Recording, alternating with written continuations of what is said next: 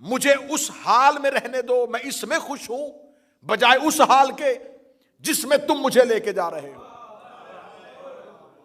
یہ کہہ کے نبی نے ان کو حجرے سے نکال دیا۔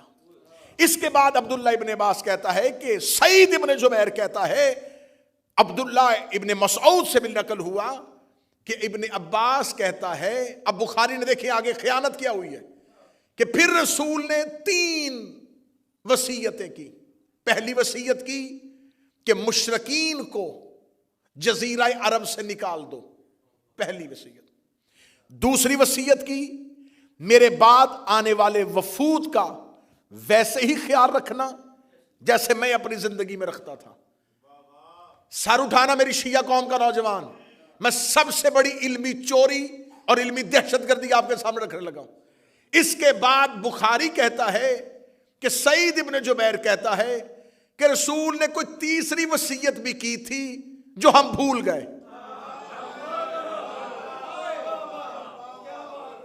2 وصیتیں ہمیں یاد ہیں، تیسری وصیت کو یا تو ابن عباس نے ہمیں نہیں بتایا، یا سعید کہتا میں بھول گیا، یا اس کے بعد وانے کہتے ہم بھول گئے۔ لیکن بخاری نے 7 مقامات میں لکھا کہ وہ تیسری نبی کی وصیت امت تک نہیں پہنچی۔ یہ ہے وہ حدیث جسے کہتے ہیں حدیث کرتاس۔ اس کے اگر آپ نمبر چاہیں گے، انٹرنیشنل کا جو نمبر جو بخاری کی مرکزی جلد ہے، یہ سب سے پہلے 114 نمبر پہ بخاری نے اس حدیث کو نقل کیا ہے۔ اس کے بعد یہ 6 مختلف مقامات پر حدیث آئی ہے، تھوڑے تھوڑے لفظ بدلے ہیں لیکن مرکزی متن تبدیل نہیں ہوا۔ یہ ہے سب سے پہلی حدیث۔ اب جب میں نے اس حدیث کو دیکھا کہ اس کو مخالفین مذہب نے اس حدیث کے بارے میں کیا لکھا ہے، تو انہوں نے اس حدیث میں مختلف قسم کے بہانے تراشے ہیں۔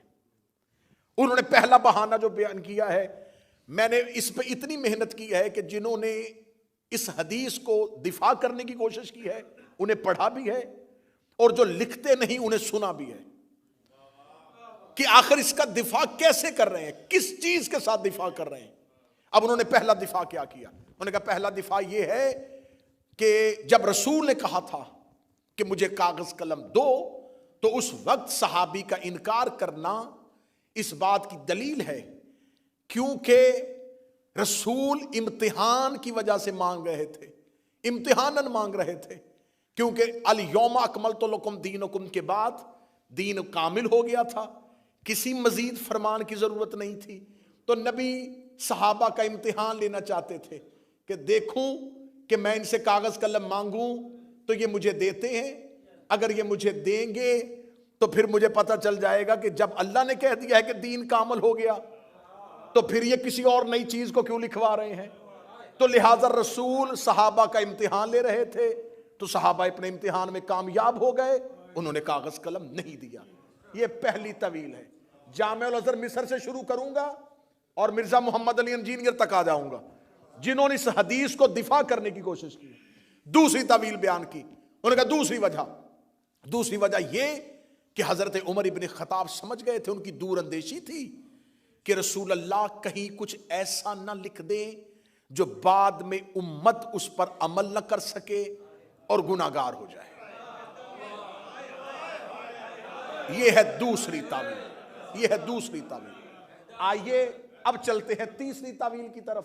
موضوع پسند ہے یا نہیں پسند ہے؟ تیسری تعویل کی طرف۔ تیسرا بہانہ کیا کیا؟ ان کا تیسرا بہانہ یہ ہے کہ جب رسول کہہ رہے تھے کہ کاغذ قلم لاؤ، اور اس وقت جو انکار کیا گیا وہ اس وجہ سے کہ رسول اس وقت شدید بیمار تھے اور صحابہ نبی سے بہت محبت کرتے تھے، انہیں خبر تھی کہ اگر نبی کچھ لکھیں گے تو نبی کو لکھنے میں تکلیف ہوگی، تو لہٰذا انہوں نے نبی کو لکھنے سے منع کیا۔ یہ ہے تعویلیں، یہ ہے بہانے۔ میری آواز صرف حسینیت تک نہیں، دنیا میں پھیلے گی۔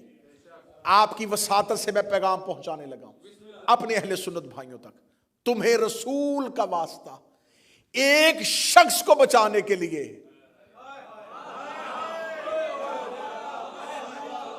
صرف ایک پرسنالٹی کو بچانے کے لیے، ایک ذات کو بچانے کے لیے اسلام کے ساتھ اتنا گھرونا مذاق نہ کرو، حقیقت کا سامنا کرو، حقیقت کو آنکھوں میں آنکھیں ڈال کے قبول کرو۔ اب تم نے 4 طویلیں کی جو تمہارے جامع الازہر مصر سے شروع ہوئیں اور جہلم میں بیٹھے ہوئے مرزا محمد علی تک، اس نے یہی طویلیں پیش کی، یہی وجہ تھی، اس کے علاوہ کوئی وجہ نہیں تھی۔ آؤ ایک ایک طویل پہ بات کرتے ہیں۔ پہلی طویل، تم نے کہا کہ رسول نے امتحاناً کہا تھا۔ جب رسول نے امتحاناً کہا تھا تو جب صحابہ امتحان میں کامیاب ہو گئے تو رسول نے بجائے مبارک دینے کے حجرے سے کیوں نکالا؟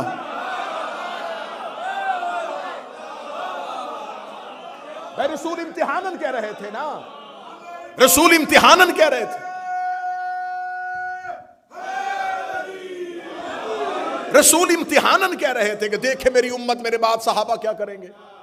تو جب رسول نے امتحان لیا، صحابہ اکرام کامیاب ہو گئے، رسول کو چاہیے تھا کہ مجھے بٹھاؤ، میں تمہیں سینے سے لگاؤں کہ میرے بعد تم اتنے قابل ہو چکے ہو کہ اب تم دین میں کوئی نئی چیز نہیں لکھوانا چاہتے۔ نبی نے کہہ دیا قوموا عنی، نکل جاؤ میرے حجرے سے۔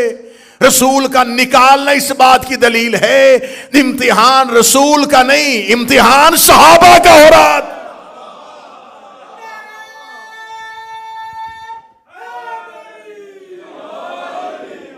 اب اس حدیث کو، اور میں جب اس پہ پورا تیار کر رہا تھا کہ اس حدیث کو ہم نے کیسے دفاعی پوزیشن پہ آ کے اس کا سامنا کرنا ہے، تو میں سب کو سن رہا تھا رائزہ، تو مجھے ایک یوٹیوب پر سکالر ہے مرزا محمد علی، اس نے اپنے اس حدیث پہ بحث کرتے ہوئے قبلہ کہا کہ یہ وہ ہڈی ہے حدیث کرتاس جسے نہ اہل سنت نگل سکتے ہیں نہ اگل سکتے ہیں۔ اس کا جو اس میں ویڈیو ہے وہ شروع یہاں سے ہوئی ہے، شروع ہی یہاں سے ہوئی ہے۔ وہ کہتے ہیں کہ حدیث کرتاس وہ ہڈی ہے جسے نہ ہم اگل سکتے ہیں نہ ہم نگل سکتے ہیں۔ اس میں بہت اچھی بات کی مولا محمد اسحاق نے بھی، انہوں نے کہا ہاں حدیث تو بڑی پکی ہے اور یہ مان لینا چاہیے اہل سنت کو کہ اس دور کے اکابرین سے غلطی ہو گئی۔ مان لے، غلطی مان لے، جان چھڑوائیں، بجائے غلطی ماننے کے اتنے نامعقول بہانے کیوں کر رہے ہو، اتنے غیر معقول بہانے کیوں کر رہے ہو کہ رسول امتحان لے رہے تھے۔ اچھا اس حدیث میں کیا دیکھیں، رسول نے کیا کہا، اس حدیث کو سمجھیے۔ نبی نے کہا مجھے قلم اور کاغذ دو تاکہ میں تمہیں کچھ لکھ دوں تاکہ تم میرے بعد گمراہ نہ ہونا۔ اب سننا، میں نتیجہ دینے لگا ہوں، میں جگر کا لہو دے رہا ہوں، تاکہ تم میرے بعد گمراہ نہ، تاکہ تم میرے بعد گمراہ نہ ہونا۔ اس کا مطلب ہے کہ رسول نے کہا تھا، شرط لگا دی تھی، مشروط کر دیا تھا کہ اگر نہ لکھواؤ گے تو گمراہ ہو جاؤ گے۔ نہ مجھے مجمع کی تائید چاہیے، رسول نے شرط رکھ دی تھی اگر نہ لکھواؤ گے تو گمراہ ہو جاؤ گے۔ اب تمہارے پاس 2 گلیاں ہیں، اپنی مرضی سے جس مرضی گلی میں چلا جا، یا تو مان کے صحابہ نے لکھوا لیا تھا، اگر نہیں لکھوایا تھا تو نبی نے کہا تھا اگر نہیں لکھواؤ گے تو گمراہ ہو جاؤ گے۔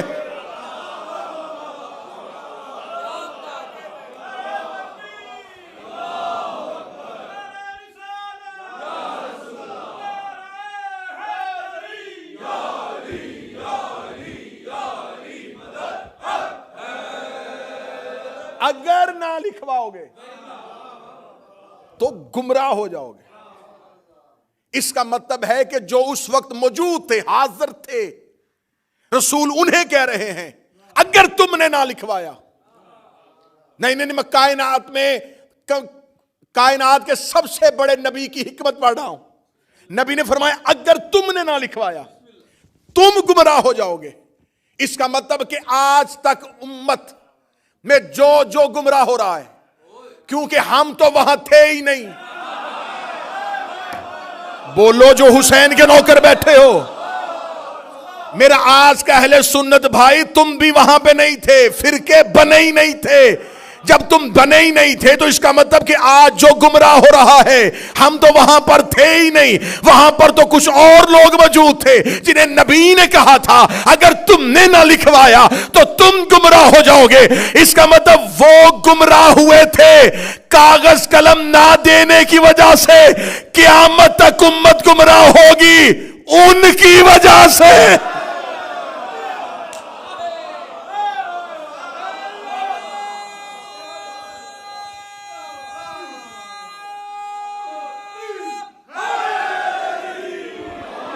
وہ گمراہ ہوئے، وہ گمراہ ہوئے،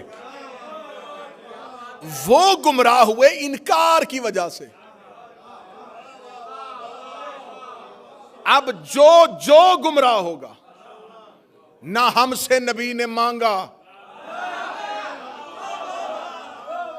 قیامت والے دن اللہ کسی گمراہ کو جہنم میں پھینکے گا تو وہ کہہ دے گا میرے اللہ میرا کوئی قصور نہیں ہے، کاش میرے تک وہ تحریر آ جاتی۔ اللہ کہے گا تجھ تک تحریر آئی نہیں تو پھر اسے مانا کیوں تھا جس نے تحریر کا انکار کیا تھا۔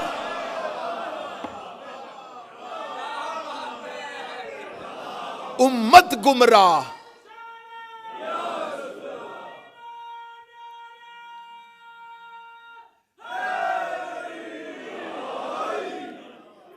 اگلا جملہ کہوں جی، جملہ کہوں اگر ذہن تیار ہے، اس کا مطلب ہے کہ امت صرف ابلیس کی وجہ سے گمراہ نہیں ہو رہی۔ بول سکو جو بولو جو حسین کے نوکر بیٹھو۔ اس کا مطلب ہے کہ امت صرف شیطان کی وجہ سے نہیں، اس کا کام ختم ہو گیا۔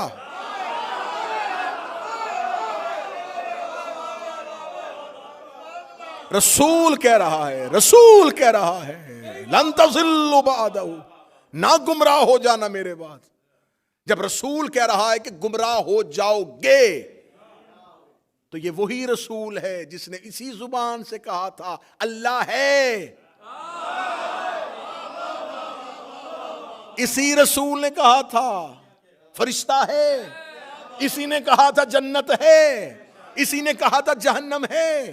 پورا اسلام اس نبی کی زبان کی وجہ سے، اور وہ کہہ رہا ہے ہو جاؤ گے،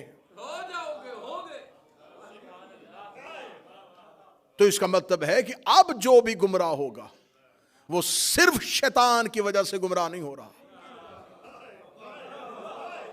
لکھوا لیتے جب رسول کہہ رہے تھے تو آؤ، میں نے پہلے کہا تھا ایک شخص بچانے کے لیے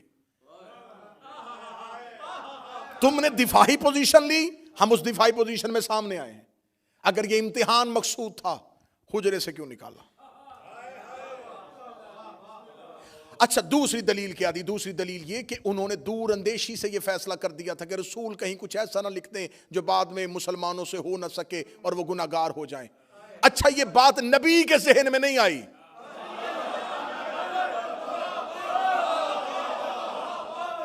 وہ جو امت کی شفاعت کرنے والا ہے صحابی پہ وحی نہیں ہوتی، صحابی پہ الہام بھی نہیں ہوتا، تو اس کا مطلب جو بات حکمت پیغمبر اور تدبر رسول میں نہیں تھی وہ بات ایک قدم آگے بڑھ کے انہوں نے کیوں سوچی؟ پھر تیسری طویل بیان کی کہ محبت کی وجہ سے رسول کہہ رہے تھے اور یہ سمجھ رہے تھے کہ رسول کو لکھنے میں تکلیف ہوگی۔ آئیں قرآن سے پوچھیں کہ محبت رسول اپنی سوچ کی وجہ سے ہوتی ہے یا اطاعت کی وجہ سے ہوتی؟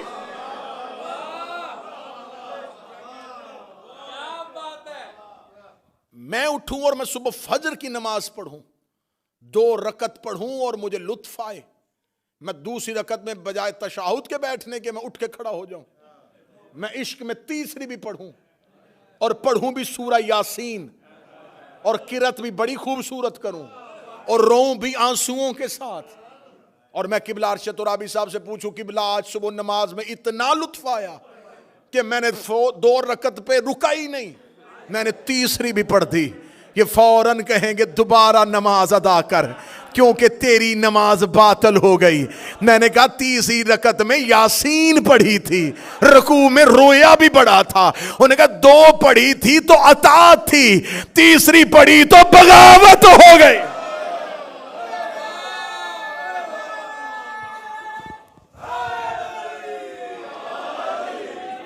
اطاعت ہے جو رسول کہے وہیں تک رک جاؤ، اس سے آگے نہ جاؤ۔ جب رسول کہہ رہے تھے 2 کاغذ قلم، تو پھر یہ محبت کون سی تھی کہ رسول مانگ رہے تھے اور وہ محبت میں دے نہیں رہے تھے؟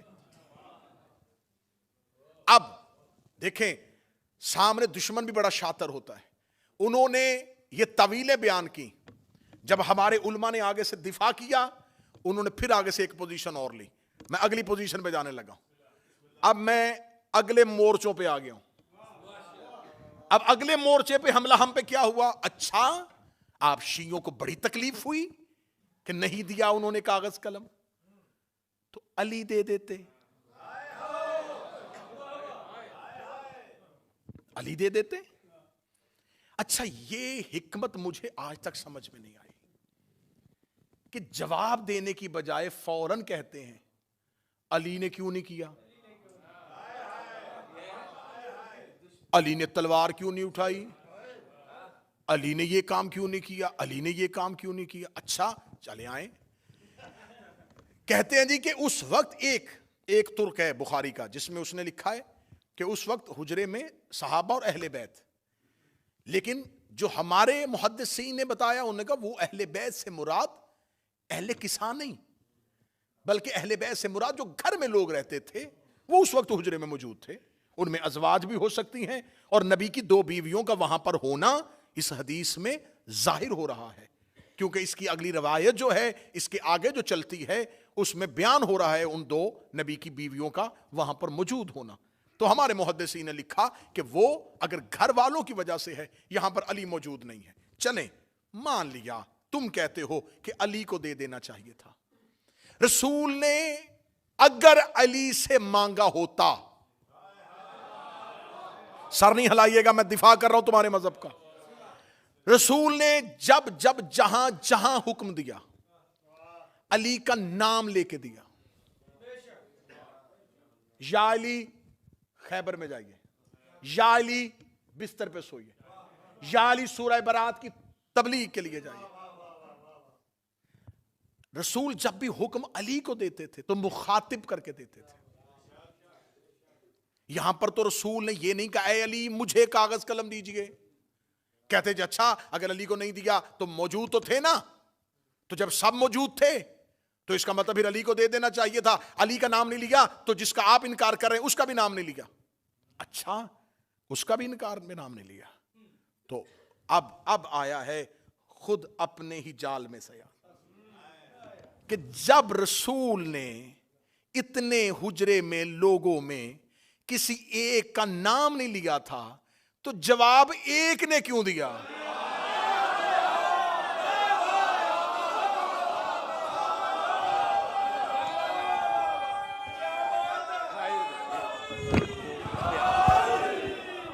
جواب ایک نے کیوں؟ معذرت.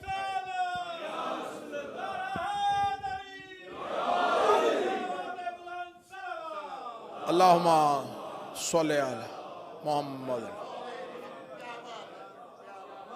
جواب بتا رہا ہے کہ مخاطب کون تھا.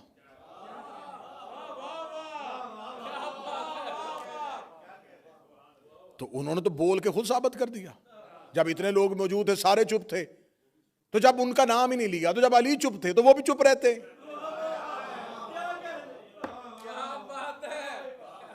اچھا علی نے کاغذ قلم کیوں نہیں دیا اس بات میں بحث بعد میں کریں گے. پہلے یہ بتاؤ علی نے انکار تو نہیں نہ کیا؟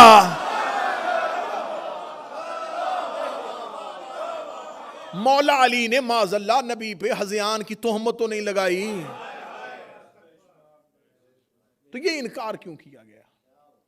دوسری ایک اور سکالر اٹھا, اس نے کہا دیکھیں یہ بات شیعہ ذاکرین کرتے ہیں اور شیعہ علماء کرتے ہیں, لیکن انہیں یہ بتانا چاہیے اپنی قوم کو کہ جب رسول اللہ یہ حکم دے رہے تھے تو جب رسول کو پتا تھا, عالم الغیب تھے. شیعہ تو کہتے ہیں نبی کے علم غیب کے ماننے والے ہیں, تو یہ نبی کے علم غیب کے معتقد ہیں, تو پھر ان کو یہ ماننا چاہیے کہ جب نبی کو خبر تھی کہ مجھے کاغذ قلم نہیں دیں گے تو نبی نے مانگا کیوں؟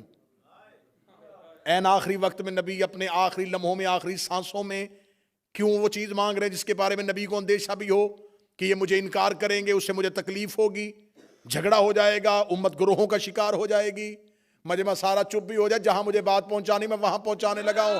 جب اللہ کو پتا تھا شیطان نے سجدہ نہیں کرنا, اس نے حکم دیا کیوں تھا؟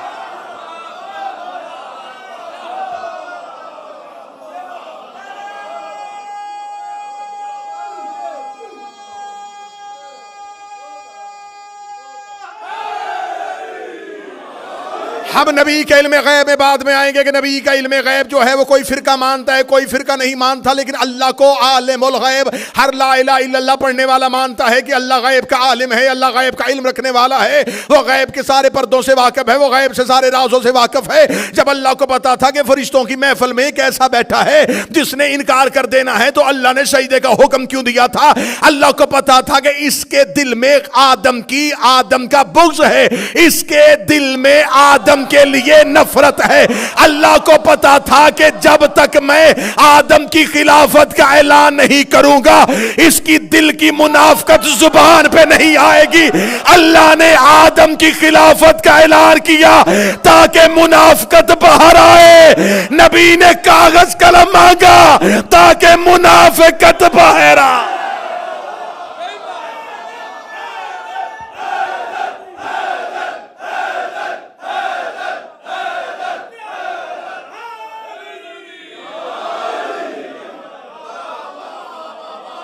کیوں اللہ نے حکم دیا؟ اللہ نے حکم دیا تاکہ منافقت باہر آئے۔ تو یہ رسول اللہ ہے، یہ رسول اللہ ہے، یہ بھی وہی کرتا ہے جو اللہ کرتا ہے، بلکہ اللہ اس سے وہی کرواتا ہے جو وہ خود کرتا۔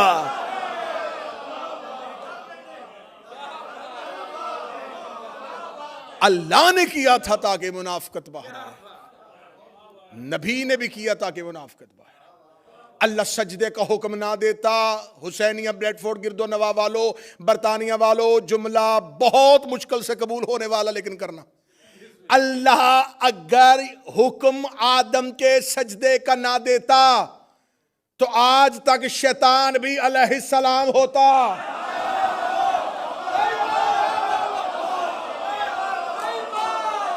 مجمع خاموش ہو گیا، میں جملہ کہہ گیا، کیونکہ وہ علیہ السلاموں میں رہتا تھا۔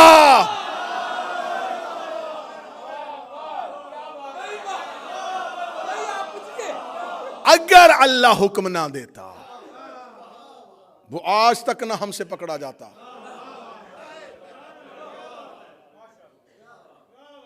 اللہ نے حکم دیا تاکہ علیہ السلاموں میں ایک لعنت اللہ باہر آئے۔ تو یہ تو توحید کا منشور ہے، یہ تو الہی نصب العین ہے، یہ تو دستور الہی ہے کہ وہ مجرم کو ہمیشہ ایسے ہی پکڑتا ہے۔ پھر رسول نے کہا کہ میں تمہیں لکھ دوں تاکہ تم میرے بعد گمراہ نہ ہو جاؤ۔ اچھا، علی نے کیوں نہیں لکھوایا؟ علی کو گمراہی کا خطرہ ہوتا تو لکھواتا۔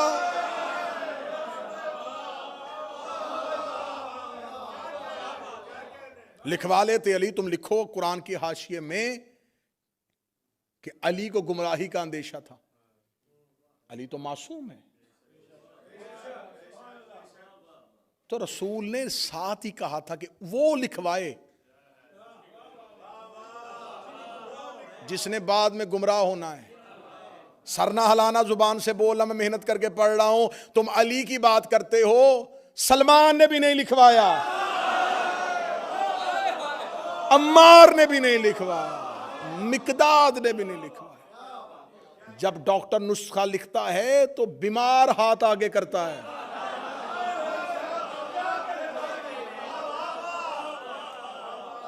ڈاکٹر ایک مریض کو نسخہ لکھ کے دے رہا اور ساتھ ایک صحت مند بیٹھ کے کہے ایک کاپی مجھے بھی دے دیں، یا وہ کھانستا ہوا مریض اس صحت مند سے کہہ دے اچھا موقع ہے، لکھ رہا ہے تو بھی لکھوا لے۔ وہ کہے گا میں لکھواؤں کیوں، مجھے مرض ہی کوئی نہیں، تاکہ تم میرے بعد گمراہ نہ ہو جاؤ۔ یہ پہلی حدیث میں نے پڑھ دی، یہ حدیث کرتاس۔ دوسری حدیث پھر لکھ دی بخاری نے۔ اب میں کیا کروں، نبی سے لکھوائی نہیں اور صحیح بخاری میں 7 دفعہ لکھ دی۔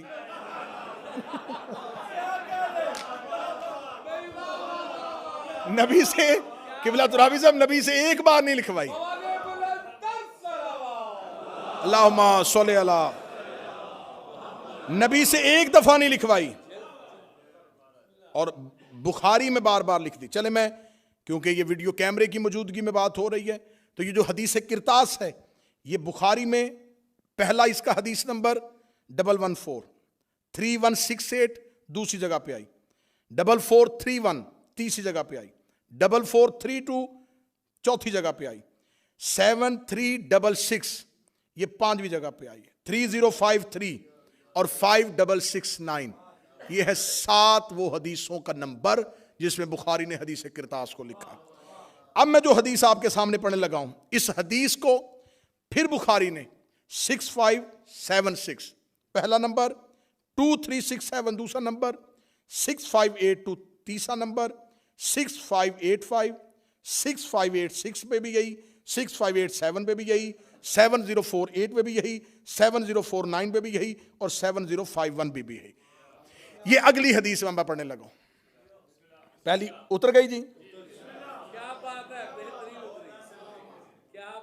رسول نے کہا لکھ دیں، انہوں نے کہا ہمیں نہیں لکھوانا، کیوں؟ حسبنا کتاب اللہ، ہمیں اللہ کی کتاب کافی۔ رسول نے ایک حدیث کہی ہے، انی تارکن فیکم الثقلین، میں تمہارے درمیان دو چیزیں چھوڑ کے جا، کتاب اللہ و اطرتی اہل بیت، ایک اللہ کی کتاب اور ایک میری اطاعت۔ اس حدیث کو بدلا نہیں، رسول نے کہا میں قرآن چھوڑ کے جا رہا ہوں اور سنت چھوڑ کے جا رہا ہوں۔ اچھا، رسول چیزیں دو چھوڑ کے جا رہے ہیں، قرآن اور سنت، اور جو حجرے میں شخص کھڑا ہے وہ کہہ رہا ہے ہمیں صرف قرآن چاہیے۔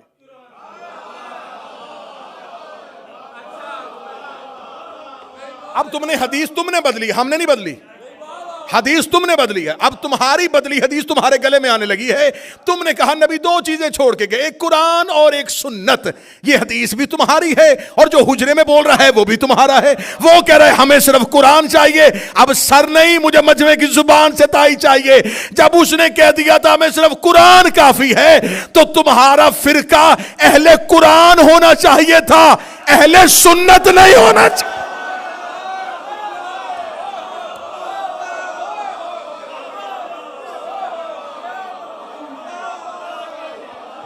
فرقے کا نام ہونا چاہیے تھا فرقہ اہل قرآن۔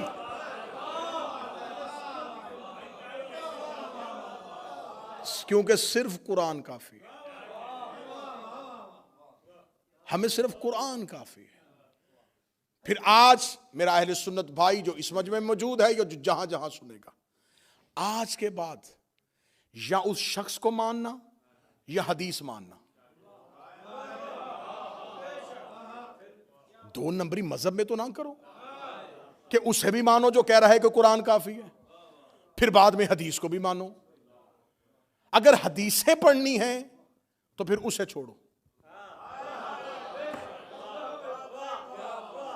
اگر اس کی فرما برداری کرنی ہے، اسے ماننا ہے، اس پر یقین رکھنا ہے، پھر احادیث کا انکار کرو، کیونکہ اس نے مجمع عام میں کہا ہے کہ حسبنا کتاب اللہ، ہمیں اللہ کی کتاب کافی ہے۔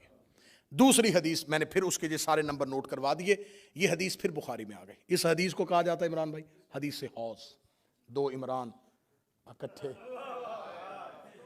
اور تذکرہ آل عمران کا۔ دوسری جگہ پہ حدیث آئی حدیث سے حوض۔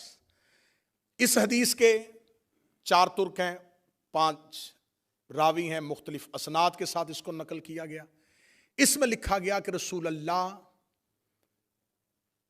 خود بیان کرتے ہیں کہ قیامت والے دن میں حوض کوثر پہ ہوں گا، یا کچھ میرے اصحاب میں سے کچھ لوگوں کو لایا جائے گا، جو ہی وہ میرے قریب آنے لگیں گے تو فرشتے ان کو حوض کوثر سے ایسے ہٹائیں گے جیسے اجنبی اونٹ کو کھیت سے نکالا جاتا ہے،